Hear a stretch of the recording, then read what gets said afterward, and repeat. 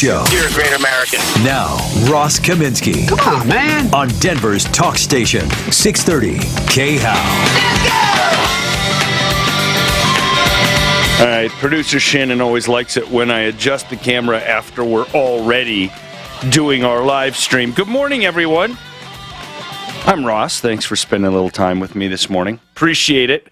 DJ Shannon alerts me that today is International Be Kind to Lawyers Day. I'm looking at a website called nationaltoday.com. It says International Be Kind to Lawyers Day is all about showing the lawyers in our lives the love and respect they deserve. A 2018 poll by Gallup found that lawyers received pretty average ratings for their honesty and ethical standards, 51% positive. Yes, lawyers find themselves in the middle of many sticky situations, but that's part of their job. Let's take a moment today to recognize the great work they do to help us out of the messes we get ourselves into. That's actually a pretty good description of it all. So if you're feeling like being kind to lawyers today, and why not? They deserve it, one day of people being nice to them. It's better than no days. When do we get a be kind to talk show hosts or be kind to producers day? Right, exactly. Anyway, if you would like to celebrate International Be Kind to Lawyers Day, I suggest that you call in to either of my colleagues' shows this afternoon, Michael Brown or Dan Kaplis. I think Dan may still be out for a day or two. Ryan Schuling filled in for Dan yesterday. Ryan did a very nice job. But anyway, call into either one and be kind to a lawyer, since Brownie and Kaplis are both attorneys. Okay, I don't have much more to say about that, but thank you for letting me know. DJ Shannon, what can you say about the death of Daunte Wright in Brooklyn Center, Minnesota? What a tragic, tragic thing. I'm sure you've all seen the stories because it's been everywhere, and I understand why it's been everywhere. And in case you missed it somehow, the short version is this young man, 20 years old, was pulled over apparently for an expired license plate. They found that there was an outstanding misdemeanor warrant on him for handgun possession, I believe it was. He got out of the car when they told him to get out of the car. A cop had him standing against the car. Daunte Wright was facing the car. The cop was standing right behind him, trying to handcuff him unsuccessfully for some reason. They were standing very near the open car door, and then Daunte Wright jumped back in the car like he was going to try to get away. And one of the three police officers, I believe it was three, who were there, is a veteran female police officer, over 20 years on the police force, starts yelling taser, and she yells, "I'll tase you." She yells taser, and they carry the tasers on their left hip. She pulls her service firearm from her right hip, while yelling taser, fires a shot,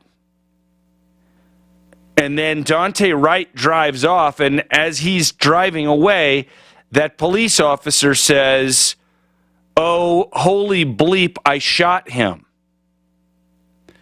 And it's quite clear from all that she intended to tase him, and she shot him instead, and he drove for some distance and crashed and died. Died from the bullet wound, not the crash. Wow. I mean, what a horrendous thing for that young man. Horrendous too, although not as horrendous, but horrendous too for the police officer who shot him, who's going to have to live with that for the rest of her life. Horrendous for that police department, horrendous for that state that's already going through so much. With the trial of Derek Chauvin going on right now, I think we're right around the end of the prosecution's case. The defense will get to present its case next. Probably won't take all that long. And then that case will go to trial. If I were a betting man, I would bet that they don't convict Chauvin on either of the murder charges, and they do convict him on the manslaughter charge. That's my guess. And that's probably what I hope as well. And one of the things that came up out of yesterday's conversation in Brooklyn Center, Minnesota, when they released the body camera footage that showed everything I just described to you, is that there is a city manager in that town. His name was Kurt Boganey, Boganey. And in a lot of towns, the mayor is a fairly weak position, and the city manager has more authority to run the city on a day-to-day basis. That would be what they call like the weak mayor structure. In fact, Aurora is very much this kind of structure. And the city manager has authority over the police department in this town in Minnesota. And the city manager was asked, are you going to fire the police officer immediately? And he responded that everybody who works for the city is entitled to due process. I'll give you an exact quote. He said, all employees working for the city of Brooklyn Center are entitled to due process with respect to discipline. This employee will receive due process, and that's really all I can say today. And then a reporter asked again, do you think the officer should be fired? And he said, and I quote, if I were to answer that question, I'd be contradicting what I said a moment ago, which is to say that all employees are entitled to due process, and after that due process, discipline will be determined. If there were anything else to say, I would actually be contradicting the idea of due process. And I think that's right, but I got to say, it is a hard one. On the one hand, I understand the desire to say it's obvious. We've seen the video. We know what she did, and she's got to go, and she's got to be fired right now. The mayor immediately said, I fully support releasing the officer of her duties, and he said, my position is that we cannot afford to make mistakes that lead to the loss of life of other people in our profession. I can't really say that either one of them is obviously wrong. One thing I did note was that one of the members of the city council who voted to fire the city manager said that she did it in order to reduce repercussions to her and to the city council if they had voted to leave him in place. I got to say, I feel bad for the city manager. This guy's been in his job for a long time. He gets very good reviews, including from the people who voted to fire him. What was he going to say that would have not had him fired? I guess he could have said, yeah, we're going to fire that police officer right away without due process. Then what? Then what? You're facing a lawsuit from the police union? Or you're increasing the problem of having police officers feel like you don't have their back? Look, but the other side of that, again, I feel like the three-handed economist here. On the one hand, on the other hand, and on the other hand. Because it's clear that this was a bad shoot. Absolutely clear. This veteran officer, whose name I won't use, although it has been released now, utterly failed. I don't know whether she's not getting enough training. I don't know whether the pressure got to her. I don't know whether she's ever had to draw her firearm or taser in her professional career before, even though she was on the force for over 20 years. I have no idea what she's been through as far as training and experience, but I know she completely failed and she killed someone. Some folks on Twitter are asking for her to be charged with manslaughter. That's a hard one, too. You definitely can't charge her with murder. Not rationally. Manslaughter, maybe. I just think the whole thing sucks. What are you going to say? A 20-year-old young man, and I'm not saying he was the best behaved young man ever, but a 20-year-old young man is dead because a veteran police officer accidentally pulled her gun instead of her taser. There's no good side to this story. There's no good side for the city, the state, the country. The city manager now fired. He'll probably get another job somewhere. It doesn't seem to me like he did something egregiously wrong. But I also understand these politicians who are afraid. Now, let me just say one other quick thing. In almost any major or even major-ish city these days, it seems like whenever something happens on a scale that diverts the attention of the police in a significant way, so the police have to go deal with protesters, the looters come out. And in this city of Brooklyn Center, there were a lot of videos of people looting stores. I saw a Walmart, I think it was, being looted. I saw a liquor store, people coming in and just grabbing whatever they could grab in the liquor store, windows and bottles being smashed. And the police are off doing something else. And you'd have to say, in the environment that we're in now, the police also are probably a little bit afraid of engaging with that kind of crowd. And that crowd might be particularly aggressive, believing that the police would be afraid to engage with them because the police are already dealing with this massive PR problem. And that, I don't mean to understate what actually happened there by calling it a PR problem. It's obviously much more than that. Someone's dead. But the police are dealing with a PR problem of people thinking, what are you doing? Are you wantonly killing people? And the police are probably a little bit afraid to act, especially when you have a city manager fired for saying that we need due process. But when I see these looters, every time I see this,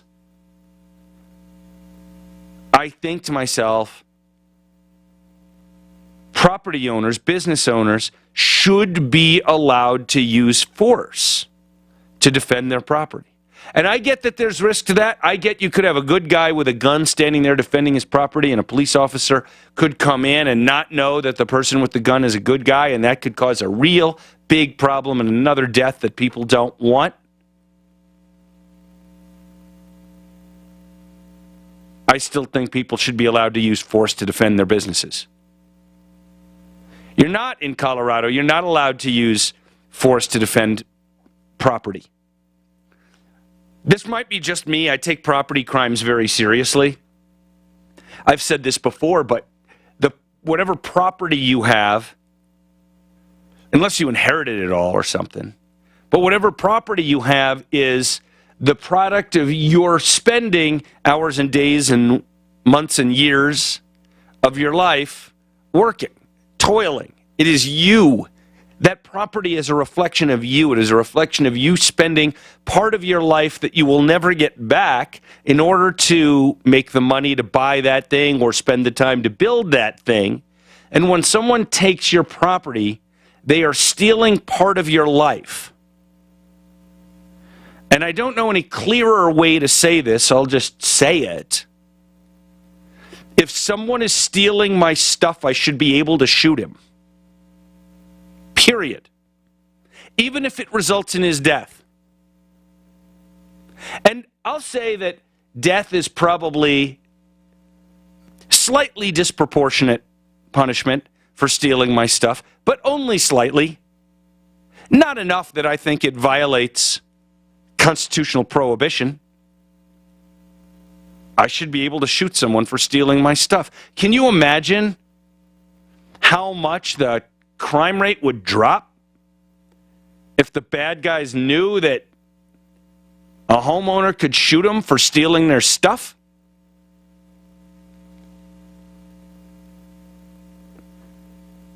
I know that's probably of secondary importance on a day like this, or tertiary importance when someone's dead. But that's just what popped into my mind as I was watching people clean out liquor stores and clean out other stores yesterday. And then you have these lunatics on the left, like AOC and friends, who say, oh, it doesn't matter because those businesses have insurance. Well, first of all, you don't really know what kind of insurance they have and how good their insurance is and all that. Second of all, when you have a big claim like that, your insurance rate will probably go up. So everybody's insurance rate may go up. So it's costing everybody money. That'll then show up as higher prices for customers, which, who knows? What if there's a liquor store right there that has their insurance go up enough they need to add a little bit to the price of every bottle, and there's another liquor store just a mile away in the next town that doesn't have their rates go up, and so now more people start going to that other store instead of the store that had their rates go up, and then that store loses business and maybe it goes out of business. Just an example of a Bastiat way of looking at things, right? That which is seen and that which is not seen. But just the concept, oh, they have insurance, so it's okay? You ever had to make an insurance claim for, a totaled car, a house that burned down, a business that had some serious problem? Did the fact that you were going to get some money to pay for maybe some of your losses, or maybe even all, suddenly make it all better? Suddenly erase everything that you had to go through? Suddenly erase depending on what it was that happened, but if it was something that was caused by another person, suddenly erase the anger that you legitimately felt toward the other person for harming you like that? Just goes to show the complete lack of understanding of people like AOC who have never had a real job.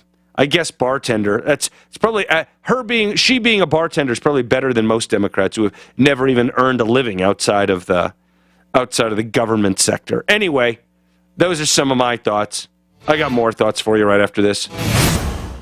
KHOW Denver, 630 KHOW. An iHeart radio station. Available everywhere on our free iHeartRadio app. #1 for music, radio, and podcasts. All in one. Now, Impact Traffic. This report is sponsored by Churches. For the Betfred Sports Traffic Center, good Tuesday morning.